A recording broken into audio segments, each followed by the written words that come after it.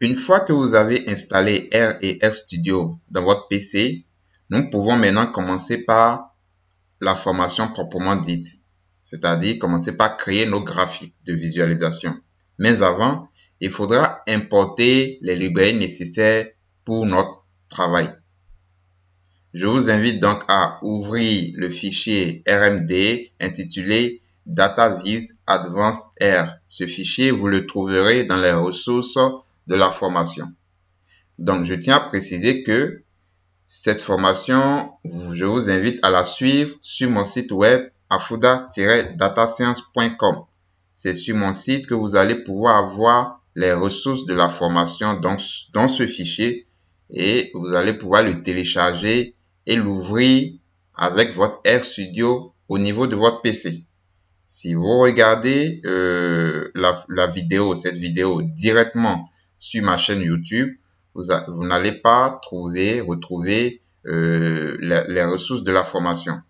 Donc, je mets le lien de la formation dans la description de cette vidéo, ce qui va vous permettre de pouvoir télécharger toutes les ressources de la formation et de pouvoir travailler, de pouvoir écrire votre code et travailler. Donc, concernant les librairies, nous allons importer ggplot2, nous allons importer ggalt, ggextra, ggcorplot. Donc, ce sont des librairies qui accompagnent un peu ggplot2. Nous allons importer plotly. La librairie plotly va nous permettre de créer des graphiques interactifs. ggplot2, elle est une puissante librairie, mais elle ne peut que créer des graphiques, elle ne peut que générer des graphiques statiques. Et nous allons utiliser Plotly pour créer des graphiques interactifs.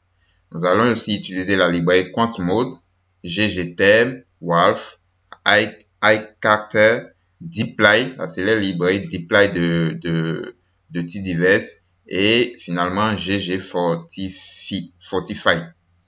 Donc, voilà les librairies que nous allons utiliser. Je dois préciser que il est possible que vous n'ayez pas ces librairies installées dans votre environnement de travail. Donc, si c'est le cas, par exemple, si vous voulez installer la librairie QuantMode, d'accord?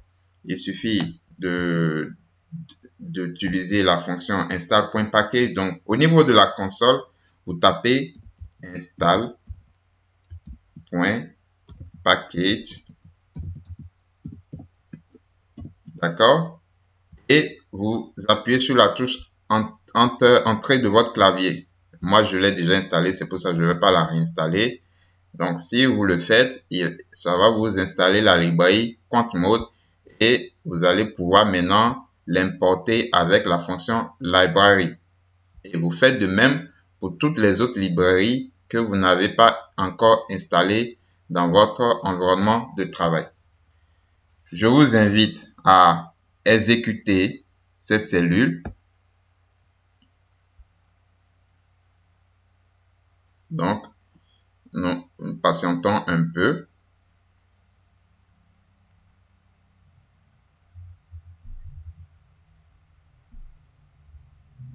Voilà, super, tout c'est bien installé. Donc, ça veut dire que toutes ces librairies maintenant sont disponibles dans notre environnement de travail et nous allons pouvoir utiliser les fonctionnalités de ces packages-là.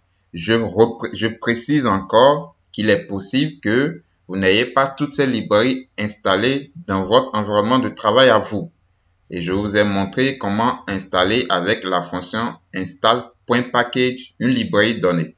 Donc, vous l'utilisez au niveau de la console et puis vous pouvez maintenant importer la librairie avec la fonction library. Une fois que nous avons chargé tous les packages nécessaires à cette formation, nous allons passer maintenant à la session 2 où nous allons commencer par créer des graphiques de coloration. Je vous invite à suivre la prochaine vidéo.